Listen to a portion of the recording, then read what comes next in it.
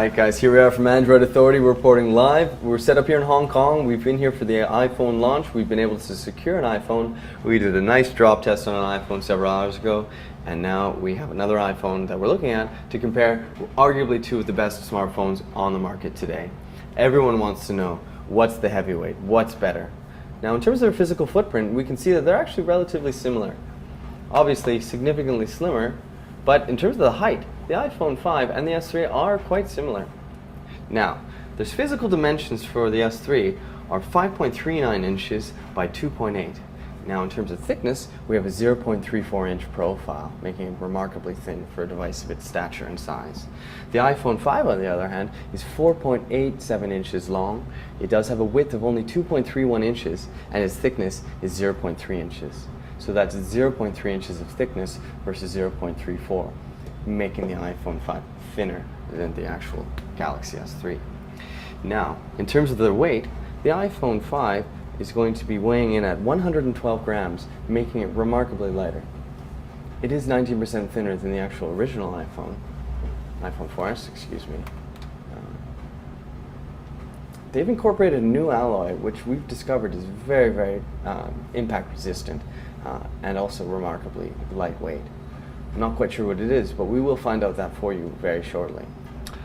So, in terms of the processing power, we're looking at a quad-core 1.4 gigahertz Exynos processor in the Galaxy S3 International Edition.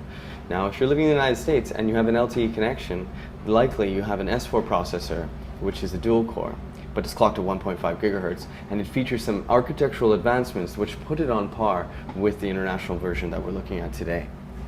The displays themselves, well, the display is always usually the most important part of any device. The technology itself is different. This features an HD AMOLED display, whereas the iPhone 5 features a TFT IPS LCD display. Whites will be whiter on the iPhone 5, but colors will be significantly richer on the Galaxy S3. The operation on both is remarkably smooth, as they are leading-edge, high-end devices from two manufacturers that capture collectively over roughly 68% of the smartphone market. So, we have a resolution on the Galaxy S3 of 1280 by 720 pixels, giving it a PPI of 306. The iPhone 5 features a display of the odd form of 640 pixels by 1136, giving it a PPI of 326. So we have 326 with the iPhone 5 versus 306 with the Galaxy S3. Though, we should consider that this is a 4.8 inch screen, whereas this is only a 4 inch screen. Moving on to memory, with the iPhone 5, we have 16, 32, and 64 gigabyte iterations, but no expandable memory, making it a bit difficult for some. And for those that have used iTunes before, it does become a little troublesome sometimes, though some people appreciate its convenient syncing features. The problem is you simply can't just take a micro SD or a USB cable and just throw your music and photos on.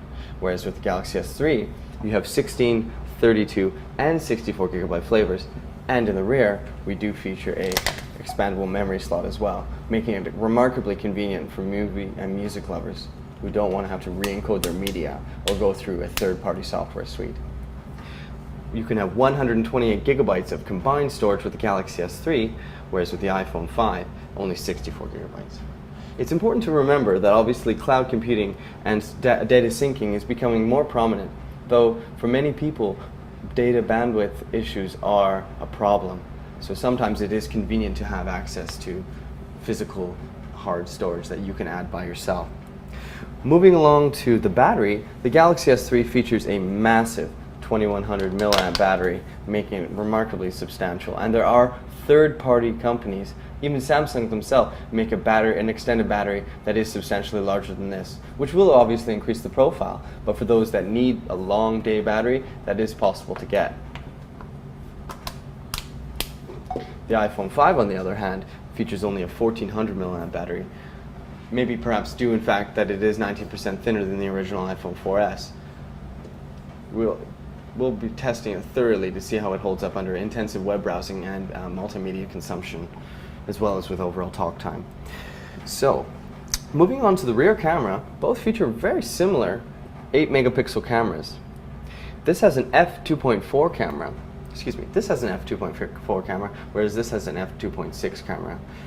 Arguably, the iPhone 5 will be able to take pictures on par, if not better, and we will be testing the low light situation, which they've claimed they've been able to improve through a variety of hardware and software improvements. Now, moving along to the front-facing cameras, we have a 1.9 megapixel camera on the Galaxy S3, whereas on the iPhone 5 we only have a 1.2 megapixel camera. The Galaxy S3 also features NFC technology for Google Wallet and for other short-range connectivity technology like Galaxy S Beam, where you can share contacts and information simply by tapping two devices together, making it quite convenient. It only will work with Samsung Galaxy S3s though at this time. The iPhone 5 sadly does not feature that. Now there are LTE variants for both. The iPhone 5 is in fact capable of LTE and also HSPA connectivity. So it has some really unusual but also more advanced connectivity features baked into the SoC itself. Otherwise, completely different operating systems. This is an Android device with Ice Cream Sandwich with the Jelly Bean, the latest version of Android that's featured in the the Nexus 7 to come soon, we've been told. And this iPhone 5, it features iOS 6, which is the latest version of Apple's operating system for mobile devices.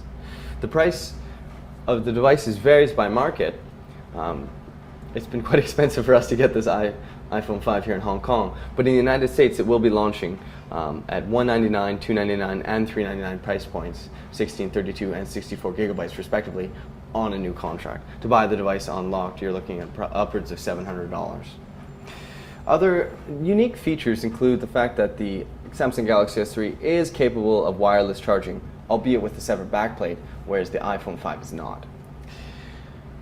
In addition to that, of course, we have a micro USB plug-in on the Galaxy S3, making it capable for you to connect to a computer for simple uploading and downloading of data.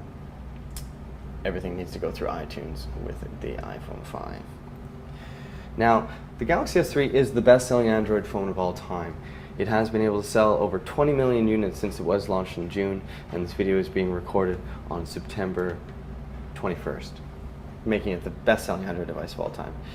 Now, the iPhone 5 was able to sell over 2 million units within 24 hours of it going up for sale, so it will be interesting. It will likely be the best-selling mobile device, smartphone mobile device in history, but that remains to be seen.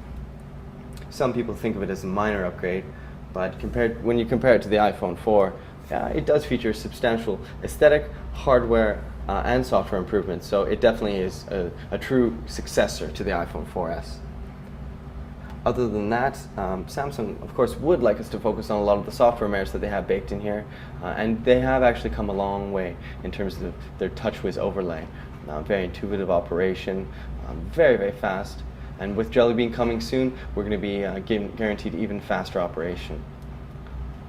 Obviously, everything on the iPhone is smooth. They've architected their software in such a way that it prioritizes the GUI so that it maintains the integrity and always ensures smooth operation. So, other than that, Apple was able to develop an A6 processor for this device that an initial benchmarks show that the iPhone 5 is actually substantially faster than the original iPhone 4S and on par, if not better, in many use cases than the actual Galaxy S3. So, basically guys, these are two of the hottest phones in the world right now. If you're looking for one with a larger footprint, rich colors, fast processing, and great optics, the Galaxy S3 is a safe bet. If you are looking for more convenient operation for one-handed stuff, it's likely that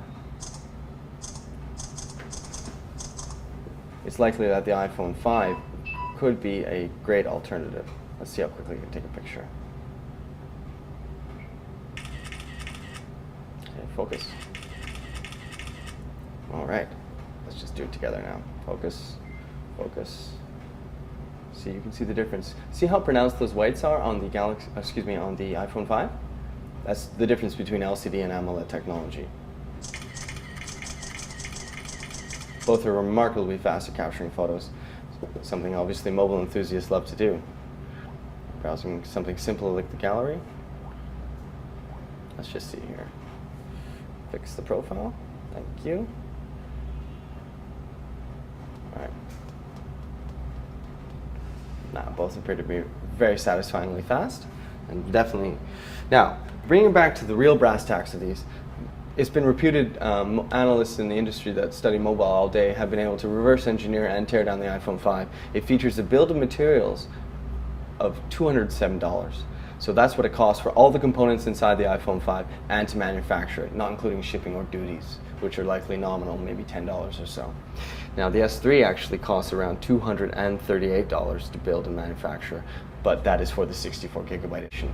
It should be noted though that memory is very cheap for both manufacturers, and in fact it's odd because these manufacturers work together closer than many others in the smartphone space. It's rumored that Samsung in fact built and manufactured through their foundry the A6 processor contained within the iPhone 5. And although they have constant legal disputes, in fact Samsung losing over 1 billion legal dispute to Apple recently, they still do maintain a harmonious relationship despite being the biggest competitors in the smartphone space. Anyway guys, this is the iPhone 5 versus Samsung Galaxy S3. You take your pick. We're from Android Authority here, reporting live, giving you a first look at the iPhone 5 versus the Galaxy S3. Let us know what you think of the video, and if you have any questions at all, hit us up on Google+, on Twitter, come to the site, leave a comment, or contact us directly. Thanks for checking our video. Have a great day.